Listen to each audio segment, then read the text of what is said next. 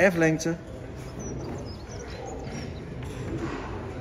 F-dichtheid. Een rammenshow op Internationale Vrouwendag. Dus dat is wel heel bijzonder.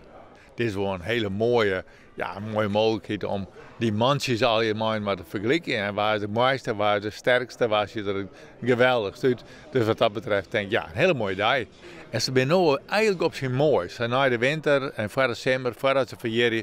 Dus ja, nu moeten we ze eigenlijk even zien laten. En dan hebben we een rammenshow. Een achterhand moet mooi rond zijn. Hij moet hier mooi gevuld zijn.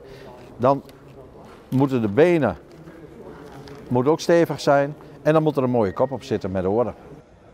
Hij mag in de snuit mag hij iets breder zijn. Dan krijgt hij een fraaie kop. Hij krijgt nu een ZG-kop. Dat is het leuke om daar te kijken dan van, nou, wat hebben de fokkers ervan gebakken?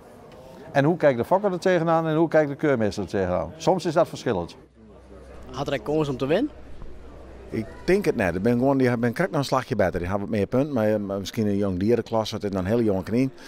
Dus misschien daarin. Maar de beoordeling is zo prachtig, 96 punten, dus daar ben ik dik tevreden mee.